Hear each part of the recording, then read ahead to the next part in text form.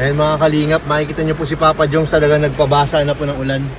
Ayan o, lakas po ng ulan. Grabe, nakamotor lang po kasi siya.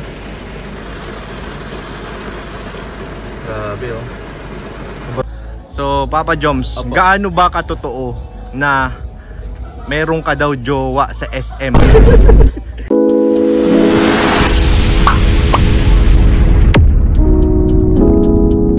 Hello mga kalingap, welcome back to my YouTube channel, Kuya Nel po. Kung bago pa lang po kayo sa aking channel, huwag niyo po kakalimutan mag-subscribe, like and share po ng aking mga video, at pakihit na rin po yung notification bell button para lagi po kayong updated sa aking mga uploads. At ngayon nga guys, na vlog natin ito ngayong araw ay kausapin natin si Papa Joms, regarding po dito sa nai-issue nitong mga nakaraang linggo tungkol po sa tungkol po sa sinasabing may jowa daw si Papa Joms sa SM. So ito po lilinawin po natin sa pagkakataong ito ang mga haka-haka, So mismo kay Papa Joms natin papakinggan ang buong katotohanan. At ayan, kung si Baby Carla lang ba talaga ang nasa puso ni Papa Joms o merong iba pa. So ayan guys, samahan nyo ako at puntaan natin si Papa Joms. Hello po mga kalingap, welcome back to my YouTube channel. At ngayong gabi po guys, wala nang patumpik-tumpik pa. Kasama natin si Papa Joms para sagutin ang napakainit na mga katanungan. Papa Joms, meron kasing itong mga nakaraang linggo. Opo. Hindi ko ito nasama dun sa Q&A natin. So ngayon, may ano pala to? Second round to? Ano to? Yung kumbaga follow-up. Follow-up questions. Sige. Kasi hindi to naisama hindi ko nailista okay. Kasama din to sa mga pinapatanong nila. Kaya nga okay na to kasi para kumbaga ma-highlight itong sagot mo. Sige. Sa tanong nating ito. So Papa Joms, gaano ba katotoo na meron ka daw jowa sa SM? Seryoso yan? Ganon katotoo? Gaano negative .0000 negative. Syntax error. Syntax error, kuya. Wala naman katotohanan yan.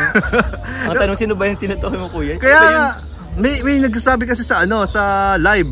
Na po? Na may jowa ka daw. Una, sabi daw, nasa SM Daet. SM Daet? SM Daet daw. Tapos yung sunod na comment, nasa SM Naga na daw. SM Daet is pampubliko. So, pwedeng tropa yata ang nakita nila or mga kasama natin. May tropa ka ba sa SM? Kung nagtatrabaho sa SM, wala, kuya. Wala. Okay, malinaw yun wala po mga kalingap. Grabe talaga kayo. Sino bang nagano nito? Sino nagpapakalat ng mga fake news na ganito? Si Papa Joms po ay loyal po yan kay Carla. Tama ba ako? Tama. Ba't tayo mag-aano? Bakit naman mag-aano pa ng iba? Kompleto na. Kompleto si Carlos. Tsaka ba't sa SM? Sabi ko nga, una sabi daw sa SM, sunod sa SM Naga. Sabi ko baka supervisor. Palipat-lipat. Seriously. Baka manager, palipat-lipat. Area manager. At grabe naman itong mga issue na to. So at least ngayon naliwanagan tayo guys. Yung gusto ninyong itanong kay Papa Joms ay sinagot na niya. So wala pong katotohanan. Galing mismo kay Papa Joms yan. Opo. Ang tagal na bagang isyong ganyan po yan. Maraming lumalabas na ganito. Bawaliyat akong tumabi sa mga babae, kuya. Oo, kasi lahat na lang na itinatabi sa yung babae, lahat ginagawa nilang issue. Lahat nilang issue. Nako talaga kayo mga basher kayo. So, anyway, wala akong magagawa. Bahala kayo mag-isip. Bahala kayo. Kailan yun. Papa Joms, wala yung pakialam sa mga sa mga ganyan mga issue na yan. Ayun may pogi po sa likod. Excited na yan sa birthday ng kanyang love. Boss Eddie. Si Boss Eds. So eto pala guys, may tatanong pa ako isa pa.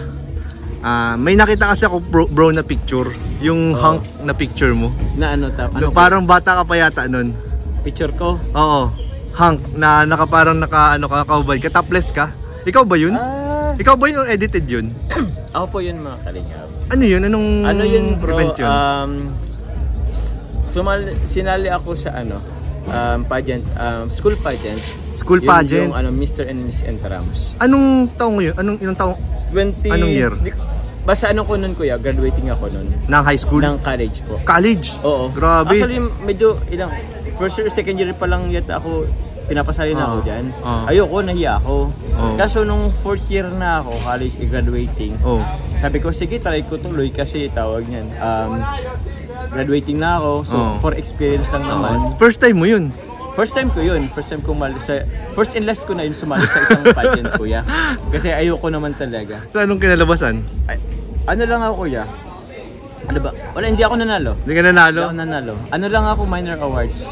Siguro Mr. Congeniality tapos Mr. Photogenic. Grabe, photogenic pa nga. May kalaban na si Kuya dyan sa pagiging Mr. Photogenic. Si Kuya Bro, sasabihin ko to sa iyo Oo. Si Kuya Jens, tinalo niya si Kalinga Prab sa Mr. Photogenic. Eh siya? Oo. Kailan yan, kuya? High school kami. Kahit tanungin mo si Ian. Ian, bro, halika.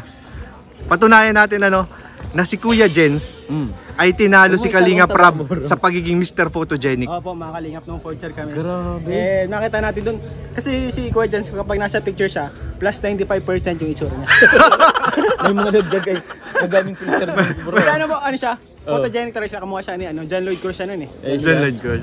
Bakit naglaban ba sila? Naglaban sila. Sa pageant? Oo, pageant. Eh, grabe. Grabe, Natalo close lang fight. siya sa si Kuya Jens sa talent, sa production number. Ito ba, no? Dito Bal is in the house. O paano yung si Kalinga Prab? Nag-title si Kalinga Prab. Ano yung kuya? Ano? Nanalo din hindi yata nanalo si Kalinga Prab. School ano yan? Ay, nanalo yata siya. School? School event. Intrams din? High school. High school? Oh, intrams, ganyan. Tapos United Nations pa nga yata yun. Ay siya. Oh, United Nations yun. United Nations. So, yun. Thank you, bro. Grabe. Thank you po, kuya. Thank you, kuya. At least na liwanagan na ang mga mga nag-iisip na edited or ano? Na edited.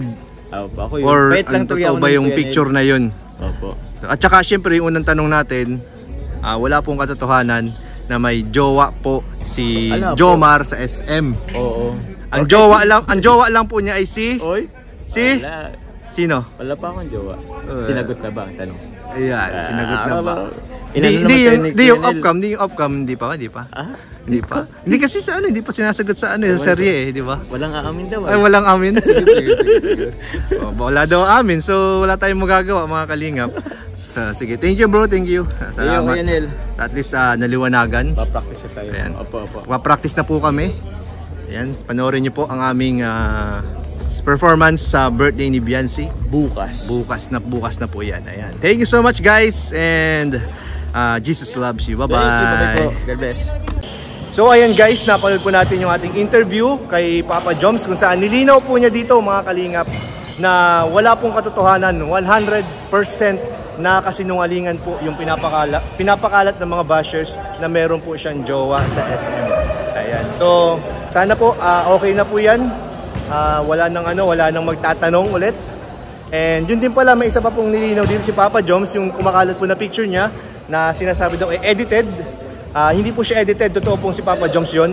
Noon pong kuha po yun nung pageant nung intramurals yun nung college days. College days po.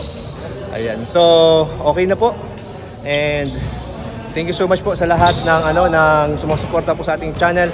Wag po natin kakalimutan suportahan si Kuya Val Santos Matubang, si Kalinga Prab, Ate Edna Vlogs, lahat po ng Kalinga partners, K-Boys and Kalingap Reactors. Ayan, thank you so much po. Bye-bye guys!